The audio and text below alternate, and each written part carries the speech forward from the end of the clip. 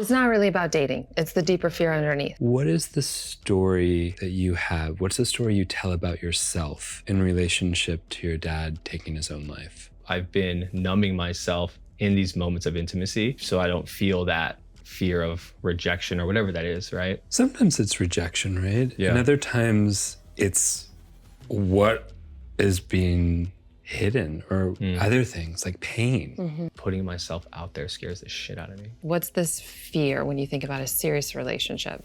Am I good enough? Will I be able to provide as a man? Will I be able to provide as a father? My father took his own life when I was about 10. And so there's a big fear of, will I repeat that same pattern? There's a big fear around, will I be enough? Hi, I'm Dr. Scott Lyons. And I'm Alyssa Nobriga. And welcome to The Hot Seat. Today, we're going to introduce you to a beautiful human named Arthur, where we're examining and exploring deep relational wounding that happened in some early trauma experiences and how it impacted his future possibilities of having relationships and intimacy. And part of what you're going to see Arthur explore is him wanting to be in a relationship, but also trying to protect from not getting hurt again from his childhood experience. And so as you watch this, just be thinking of, what is my attachment style? Do I lean towards? Am I a bit avoidant or anxious? So that you can see how to apply it to your own life. Hey everyone, my name is Arthur and I am a life coach here in Las Vegas, Nevada. I've been in the personal development space for now, I would say 4 to 5 years. Got into this work by a good friend of mine who enrolled me into a coaching program to help me with my leadership skills. And when I signed up, I thought it was just learning new tools and knew how to be a better leader, a better manager. And it cracked me wide open into the space of personal development. I was able to uncover the traumas of losing my dad at a young age to suicide at 10, and then losing my brother a few years later. He passed away about 7 years ago, and holding on to not feeling a lot of my emotions.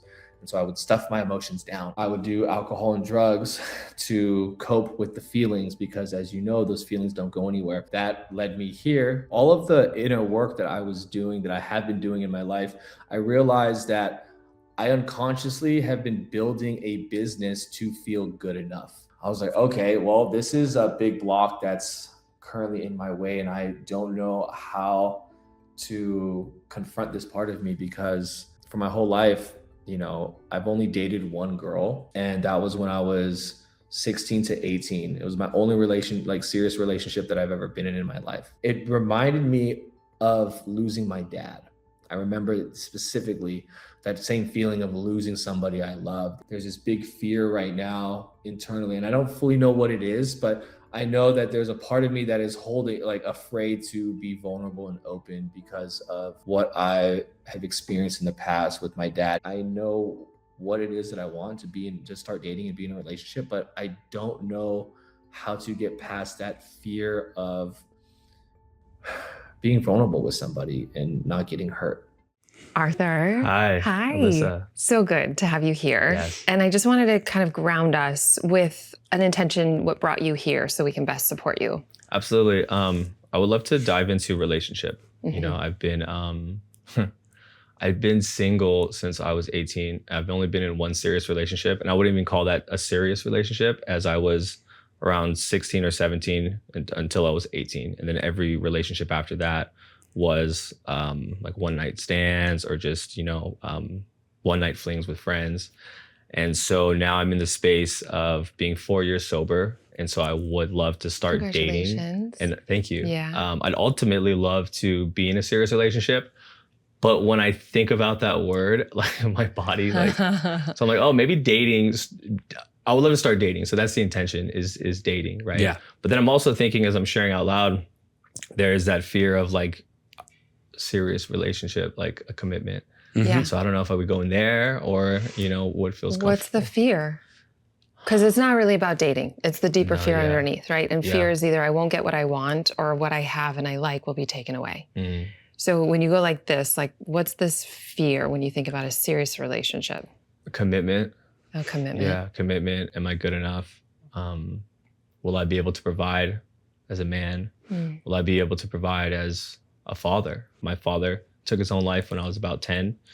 And so there's a big fear of, will I repeat that same pattern, right? And also there's a big fear of being vulnerable and intimate with women that I realized on this drive here was like, oh, I'm afraid to like be intimate with women, as well as being like putting myself out there scares the shit out of me. Mm-hmm. Yeah. When you say intimate, what's your definition of intimate in this context? I guess being vulnerable, being open, letting somebody into my world, seeing all of me, you know, not just my physical, but like internal. And there's obviously some physical like conversations too, but Sure. The deeper just me, Yeah, right? because you've had the one night stand, so it's less about that. It's more the emotional intimacy. Yeah. Mm-hmm. Yeah. So there's a big fear around, will I be enough? Yeah. And then the weight of your dad and that past. Yeah. But there's also something I'm sure playing out with your mom as well. Mm. How old were you when he took his life? I was about 10. Okay. Yeah. And at the time, my mom just told me it was a stroke. So I didn't find out until I was about 18. And it's funny, I was on the drive here, I'm like, oh shit, maybe there's correlations. But when I turned 18, my mom told me like that it was a suicide. And so a lot of things I think shifted in my life. That's when I started doing really heavy into drugs, really heavy into partying. That's when I broke up with that girl. And it was just kind of like that. A lot of my relationships that I was in was almost, I would say every single intimate relationship that I had with these women, it was always on a substance, whether alcohol or, you know, cocaine or pills or something to numb that fear of initiating, you know? And so I've realized my whole adult life, I've been numbing myself in these moments of intimacy.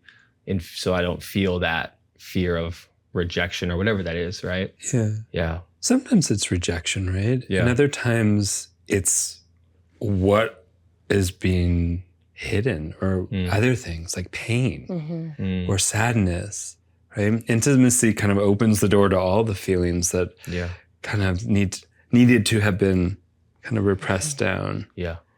What is the story that you have? What's the story you tell about yourself in relationship to your dad taking his own life? I'd say, and I've done a lot of work on this, but it's still unconscious there, but that I wasn't good enough as a son. Like, what did I do? Why did he leave? Right? Why did he leave Me. Yeah. That's the piece I want to stay with. Yeah. So what do you notice, and even in your own response of why did he leave me? What did I do wrong? Is there anything that I did wrong? Was I not good enough as a son? It's not fair. Yeah, mostly like, what did I do wrong? Yeah. And what could I have done more? Yeah.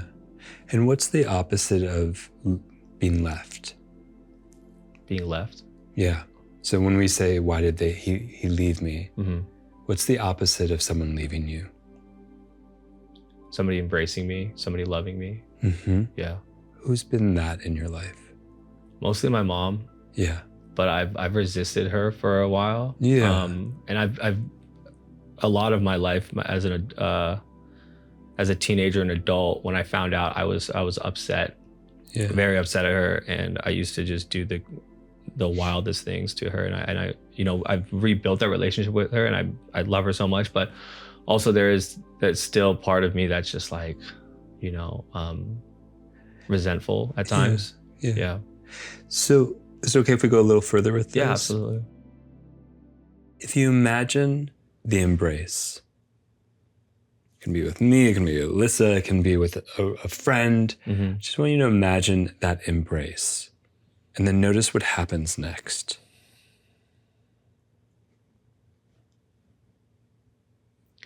There's like my body lightens up for a second. Yep. And then there's a little bit of like contraction. Beautiful awareness. Yeah.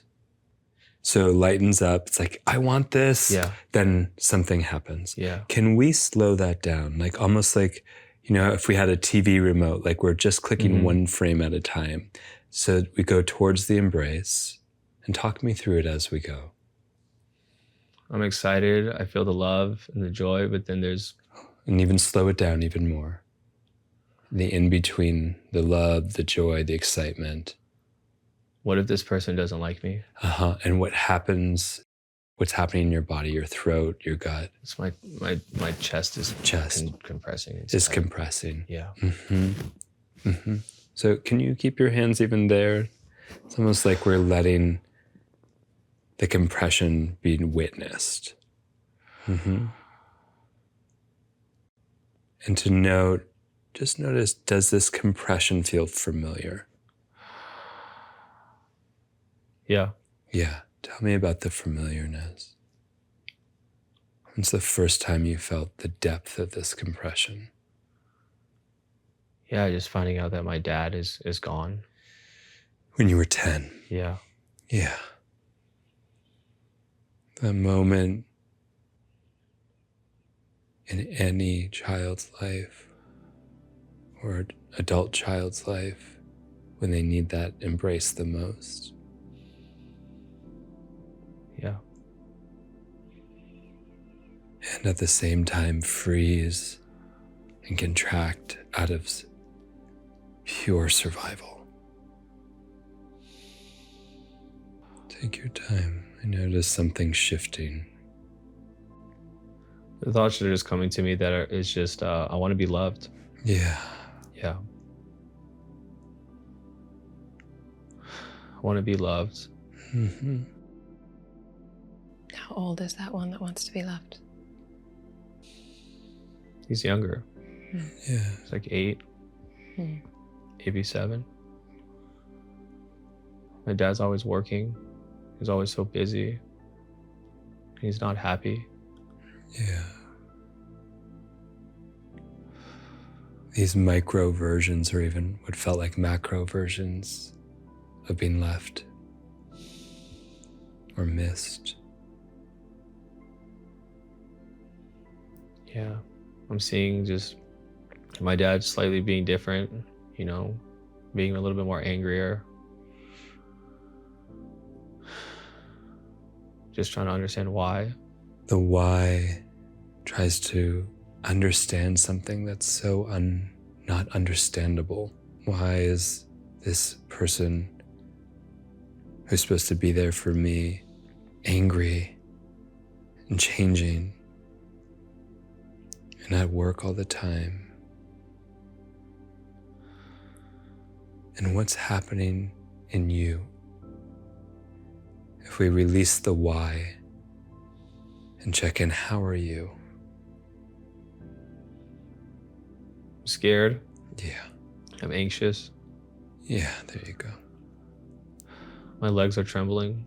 Yeah, can you let them tremble? Yeah. Whatever emotion wants to come up, it's just allowed, Arthur. Yeah, letting your hands tremble. The tremble is often the ways in which we release or discharge some of what has been holding for so long. What's it like to make eye contact from here? I saw you open your eyes right away. It was like a bond. What's that like for you? I feel safe You feel safe and seen. and seen. Yeah. Can we hang out with that? It Yeah. feels pretty special. Yeah, we can. Yeah. Yeah. Is there anything I could do better or more that would allow you to feel even more seen?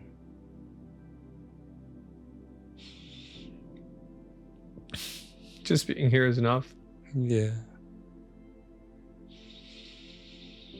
Yeah. It means a lot to me too to be here for you.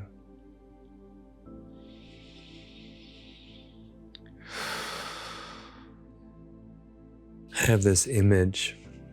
It's almost like us getting to play baseball. We just get to, have that sort of like bonding activity in addition to just hanging out. Yeah. But like kind of a playful throwing the ball back and forth, connecting. There's a funny story about baseball. So when you mentioned it, it felt good to hear that. But Yeah. yeah, When I was young, probably about like 6 or 7 in Hawaii, my dad actually put me into baseball. And I remember I wanted to be the pitcher. And so they put me on the pitcher and I threw the ball and the catcher got it. It was a terrible throw. And then they threw it back at me and I went to catch it and I missed.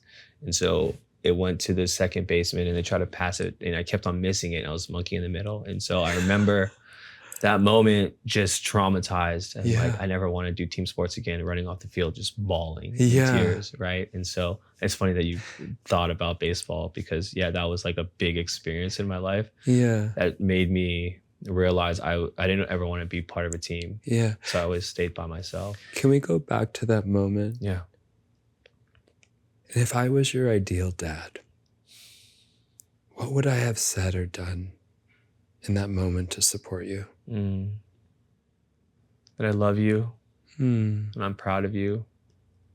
And there's nothing wrong that you did or didn't do. And you're good as you're great at what you are right now. Sometimes we make mistakes and that's okay. And I'm proud of you. If you don't want to do baseball, you don't have to. Or I can teach you how to catch and throw. So that you can. But it's up to you. You don't have to do anything that you don't want to do. Can I try that on? I love you. And if I would really dedicate the time you would want and keep being here for you if you wanted to learn how to play catch, to practice our skills. And if you didn't, that's okay too. I'd take you to ice cream or go bowling or something else that really just honors whatever you want to do that feels good.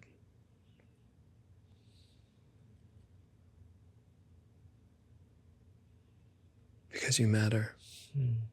It's hard to receive those words. It's like I hear you and I see you and I can feel you, but I'm just like, there's like this wall. It's like, can I trust you? Let's stay with that.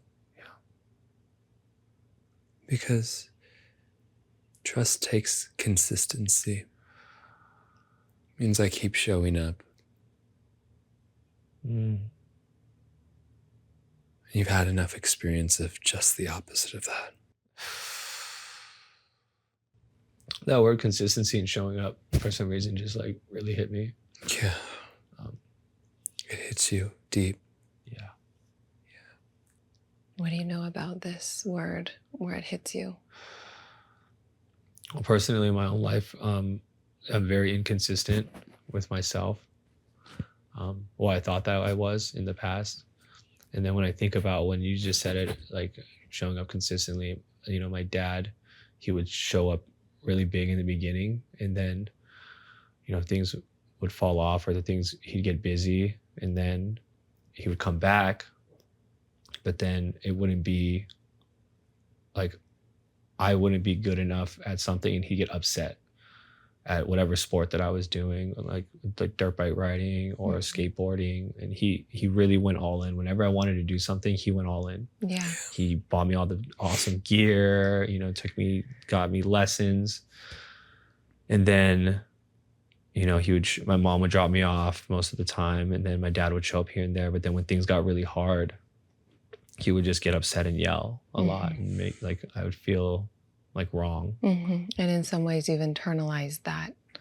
And even in this session, I was just struck by your level of intimacy with Scott, how you let him in deeply. And it was really beautiful to see. So there's like that initial beginning, there was no fear of that intimacy. And then we go another layer deeper, and then there's the I don't trust, which makes a lot of sense. And not only because that consistency wasn't consistent with him, but then there's been an internalized way to do that with yourself. And even the trust of like 10 years old to 18, finding out a different narrative around his death, right? The trust, it makes sense. And so that part of you that doesn't trust, I really acknowledge, I understand. And I don't want to try to get rid of it because it's got your back. It wants you to be protected. And I really hear there also is a desire to go deeper and to lean into relationship and partnership, even when it does feel hard, even when this part that doesn't trust comes up. And that gets to be included in the relationship, not to heal it away or get rid of it in some way, but to embrace it the way that you're looking to be embraced. Yeah, I think trust is a big thing for me. Trust. Trusting in myself and trusting in others. Yeah. And that makes sense to me why that would be. Can I add another layer? Yeah. If I was your ideal dad, I would say to you, I can really understand how hard it is to trust me. And I'm going to stay here and be with you and do whatever you need in whatever timing you need until it feels safe enough to trust. You deserve that. Because I haven't always been able to be consistent. And I have to earn that trust. And I want to.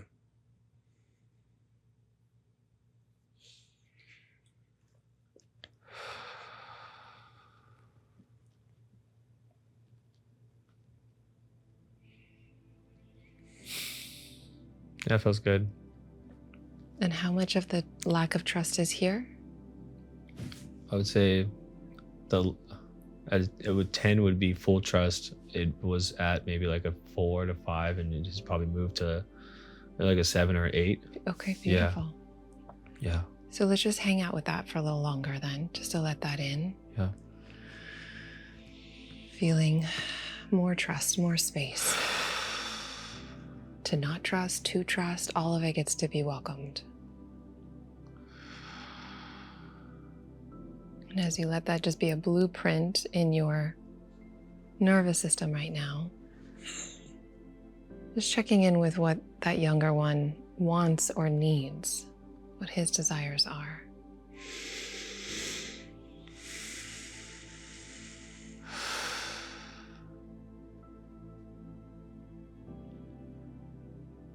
Just space to be seen, to be loved, and a hug. Yeah. Yeah. You want to give him a hug? Yeah. Okay, but let's do it in presence. Let's do it in presence. Yeah.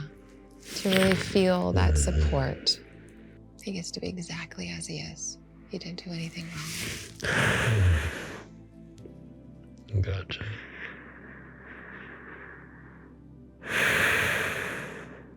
Infinite space for all of you, Arthur.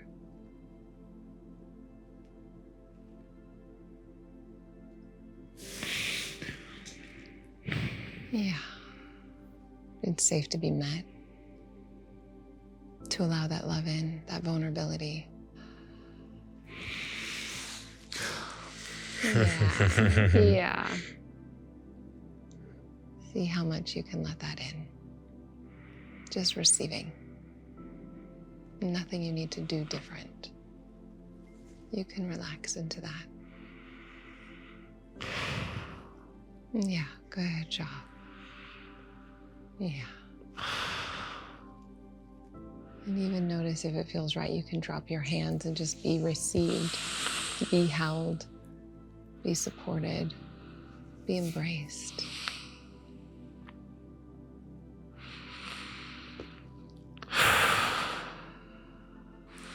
Yeah.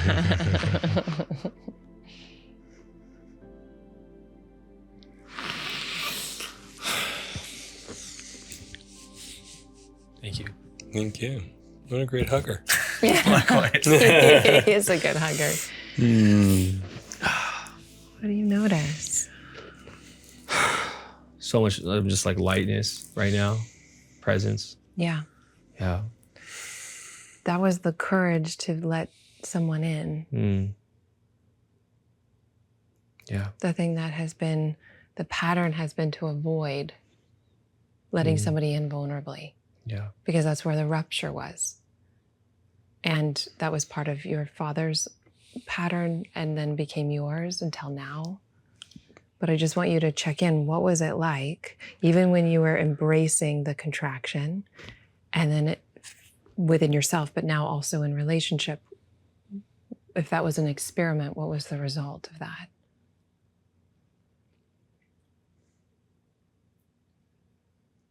Obviously, just leaning into the discomfort and letting it be there.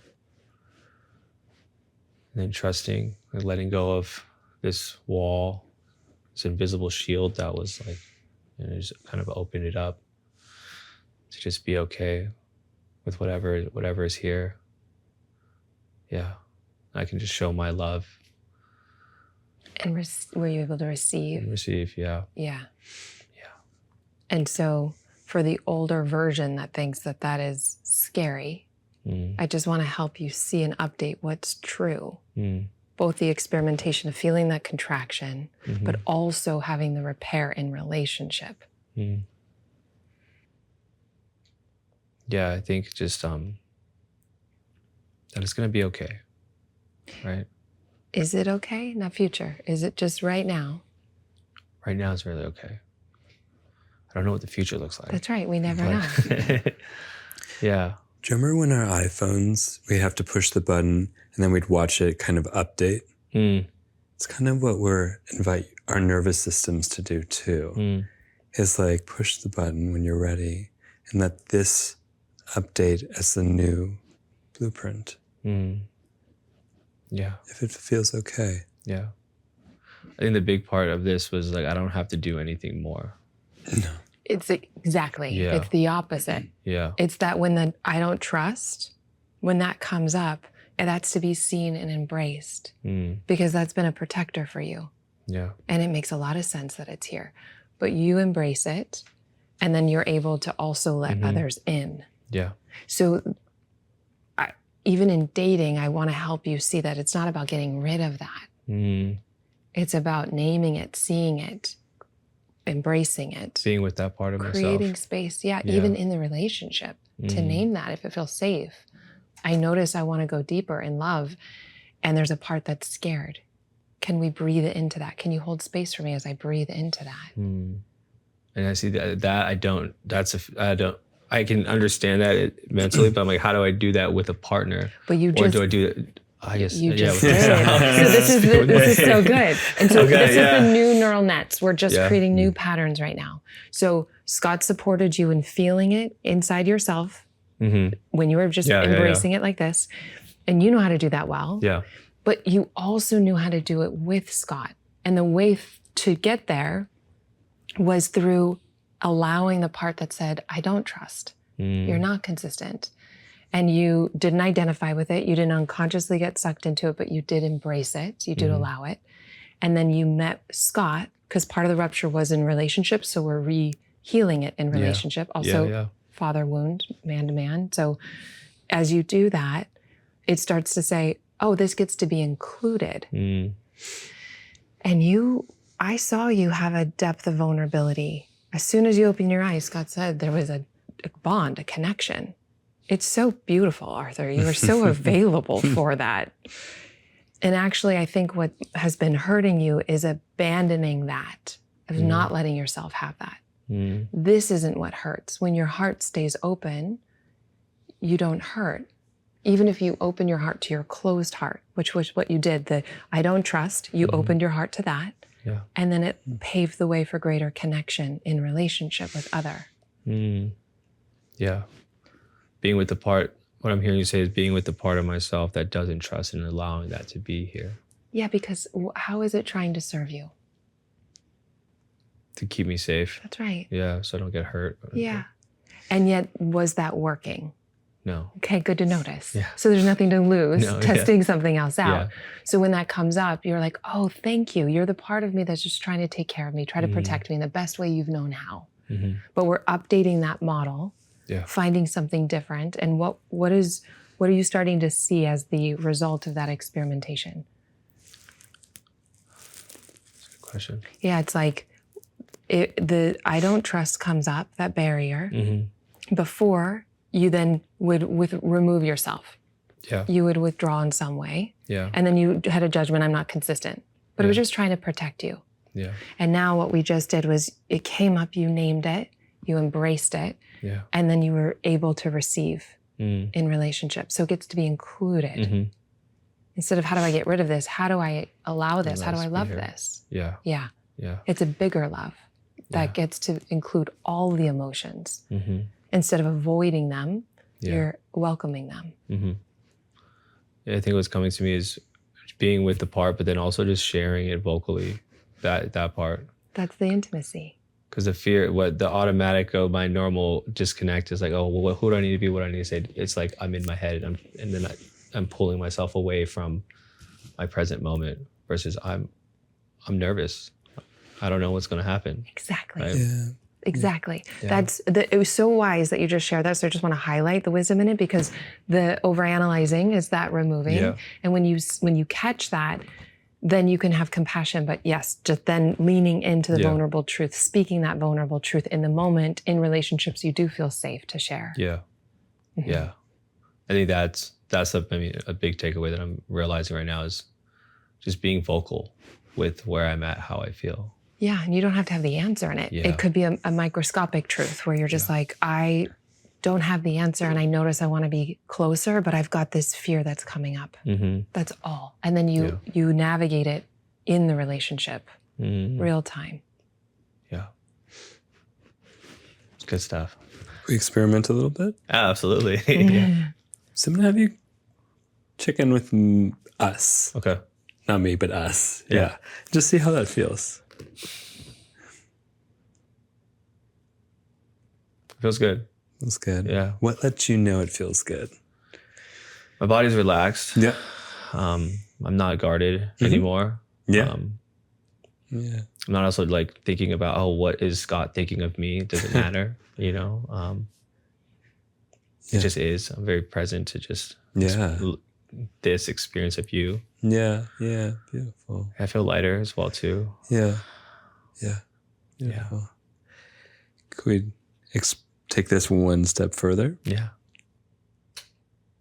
Can you just begin to expand your awareness to know that Alyssa's in the room with us?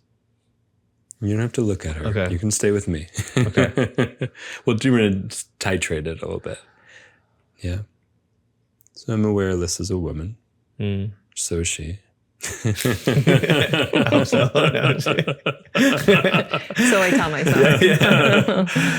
Yeah. yeah. I'm breaking the ice a little bit. For on sure. purpose. Yeah. Yeah. So keep hanging out with what feels good and us getting to bond, you know. Yeah. I'm not thinking anything, but just hanging out with you. Yeah. Or, and that part of you settles. Yeah. Yeah. And then when you're ready, you can keep your eyes on me or closed. Just know that Alyssa's in the room. Yeah.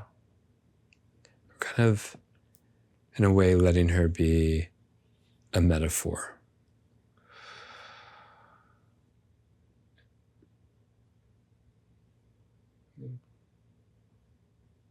You know, my thoughts go, I can feel her energy. Like I can feel us. It's very open and expansive. And then I feel hers. And I'm thinking, what is she thinking? Or what, I wonder what she, you know, and what is she experiencing of me? And so my thoughts are going, or even the feeling, it's a little bit, it's not as one. Yeah. It's like a arch. It's really something significant to let go of what are they thinking about me. Like when we found that, it's like, it's just so relaxing. Yeah. And as we introduce maybe another person or specifically a woman, it comes back in a little bit. Yeah. And so let's see if we can take some of what we've found together in this bond that like doesn't matter what they're thinking. We got this. Yeah. And see if we can kind of almost pour it into the space. Yeah, there you go. You're able to look at her. Yeah. Yeah. And just know I'm here if you need it.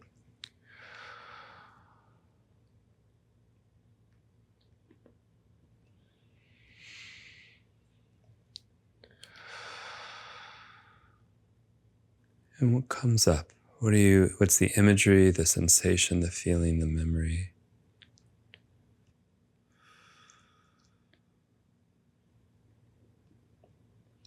It's like a nervousness. Mm-hmm. Yeah.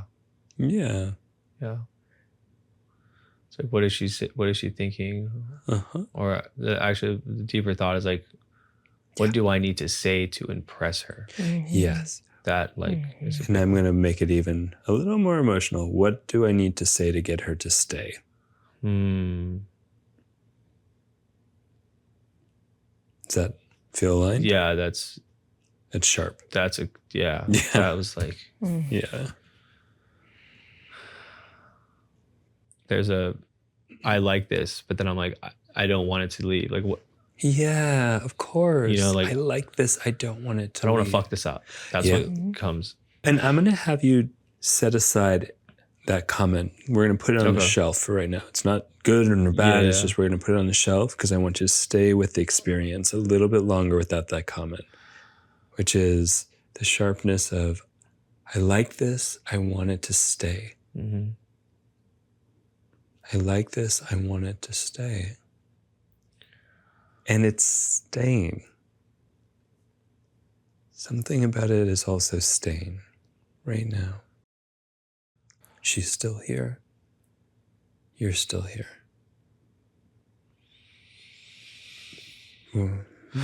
Not future tensing or jumping into the potential future. She's here. You're still here. I like this. I want it to stay, and it is. In this moment, it's staying.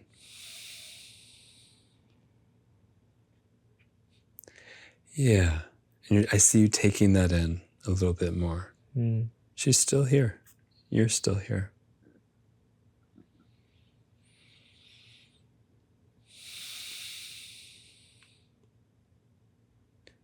And I see you softening and breathing a little more deeply. How are the thoughts?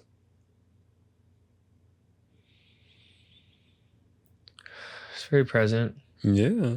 Also, there's a still thought of me. It's like, how long can this last? Yeah. Yeah.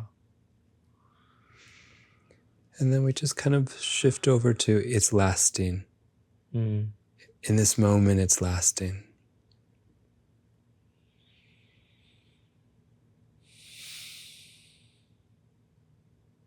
And as you pour into this moment that it's lasting, you get to take its rewards. Ooh, there's a smile.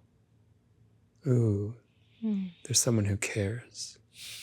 There you go.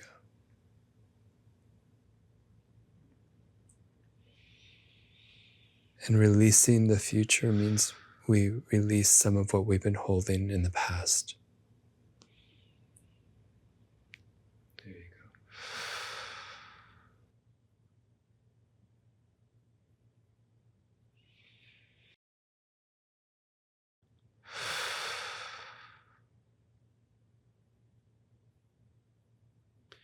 Just feel a lot of gratitude. Yeah. Thank you for sharing that. I recognize here this human is, who also happens to be a woman, and you're sharing your gratitude, which is a part of your vulnerable matrix of you. And you're still here.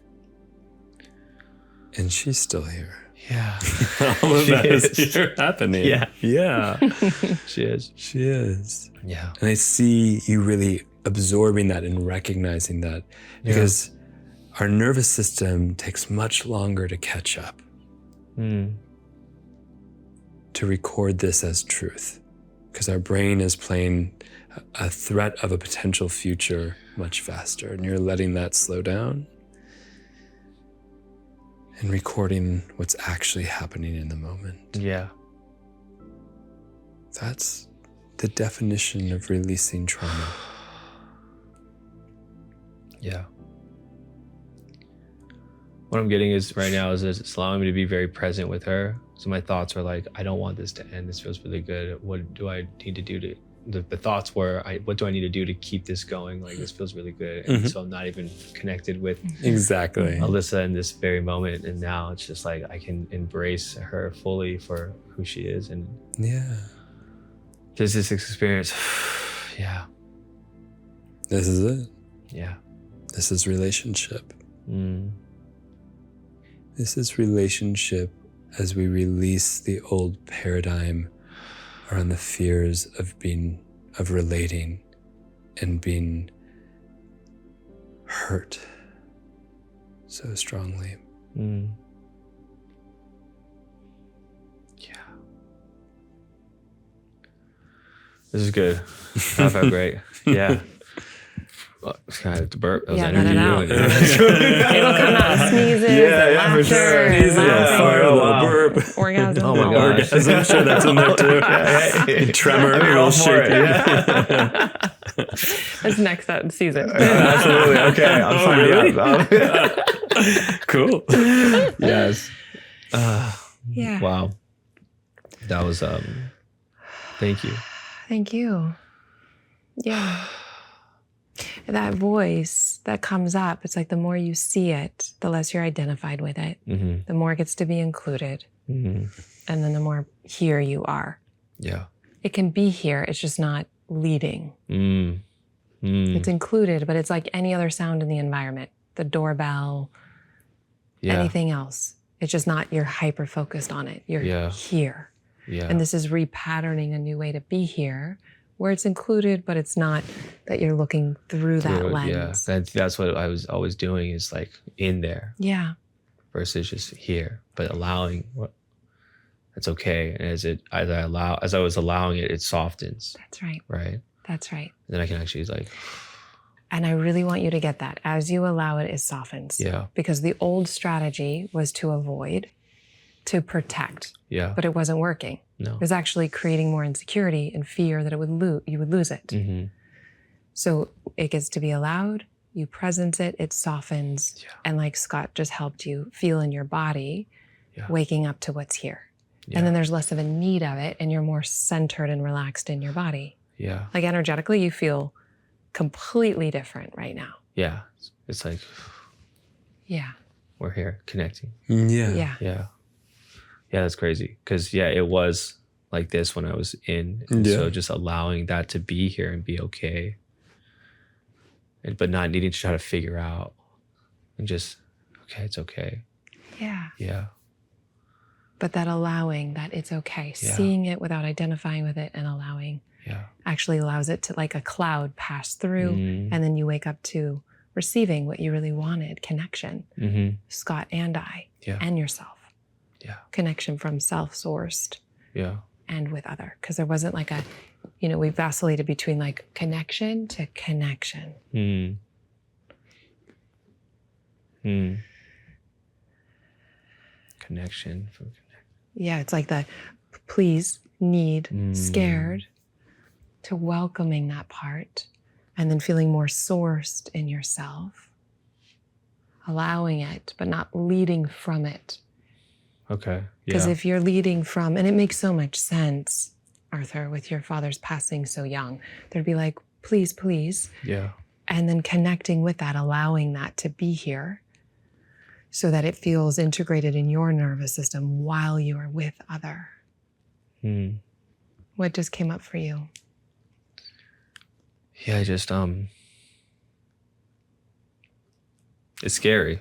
Like the thought's scary to let that part, but it's just like this feels really good to be with this part of myself, and that it's okay to want love and not make that part of myself wrong. There's nothing wrong. Yeah. And it wants it from you first. Yeah.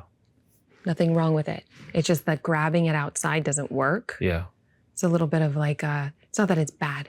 It's just what it's actually craving is your love and presence. Mm. And as you presence and love it, Yeah. it gets the nourishment, which makes it easier to connect with others from an authentic place rather than from the missed experience that you were looking for when you were younger. Because even if you had a partner that was pouring into you, it still wouldn't feel enough Yeah. unless you also know how to tend to yourself. Attended that part of me. That's right. Yeah. So not bad or wrong. You know what's interesting is because I've like the self-love. It's like, give yourself love. I'm like, okay, I love myself, but like I just connected the dots of loving that part of me that wants love, and it's embrace instead of like just give, as I was taught, like just give yourself love. I'm like, okay, but I don't feel, but loving that one that wants to be loved, and just, hey, I love you. There's nothing wrong with you. You don't need to be any different. I got you. Yeah.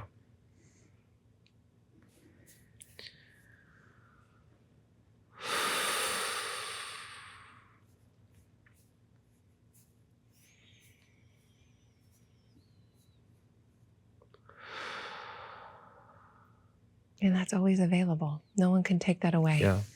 And then again, it's not bad or wrong, but it doesn't come with the same kind of charge where you're allowing people to meet you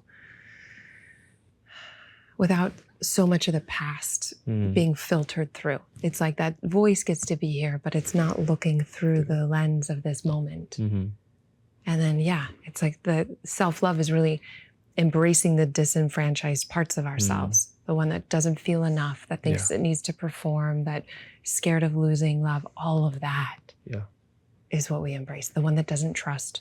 And like you said, we allow it and it dissolves.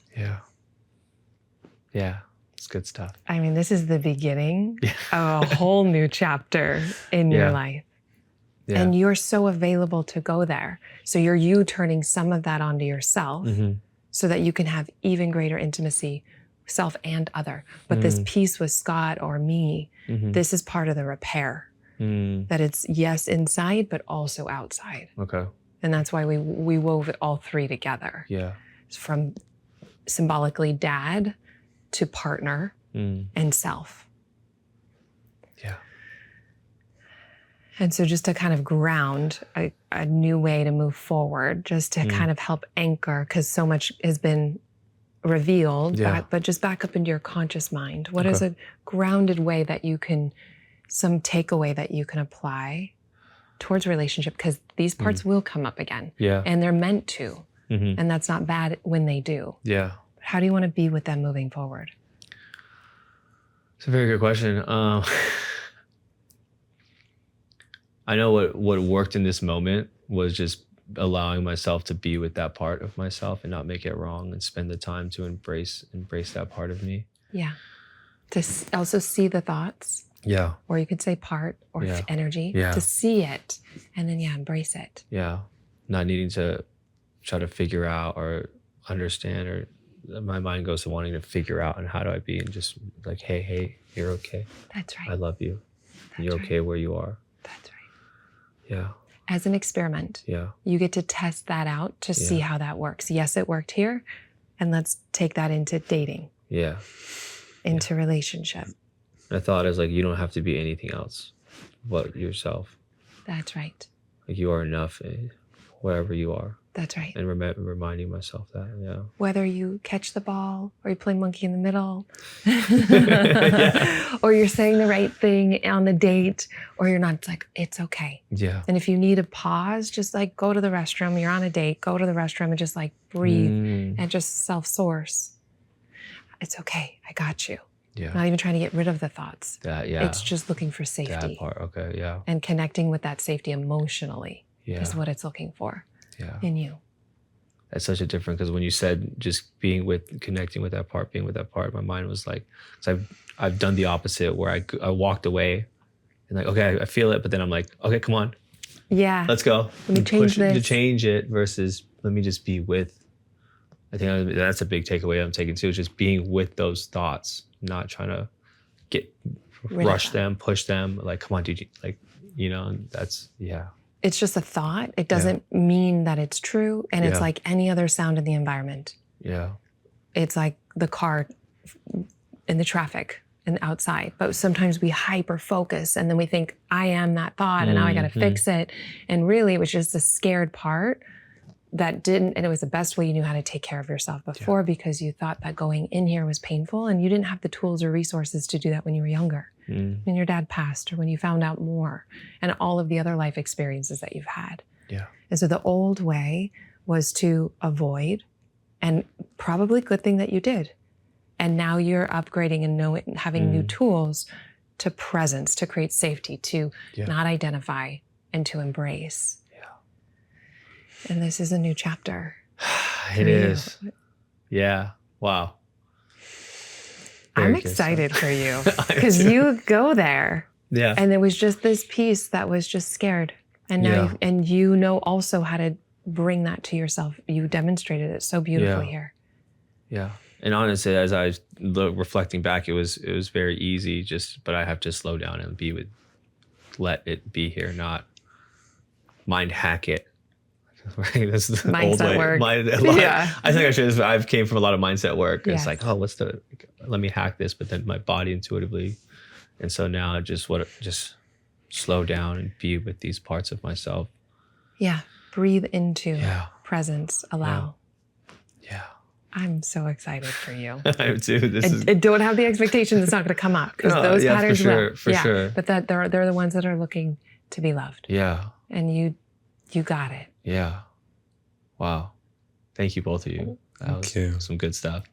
And this kind of love is bigger than any one person you project your love onto could ever give you. Because as you have this, it will show up if you want to be a father, if you want to be a leader, every other relationship will reflect this. Okay. Yeah. Some good stuff. Yeah. Really good stuff. Oh my gosh. Yeah. Thank you so much. Thank you. Yeah. Thank both you guys.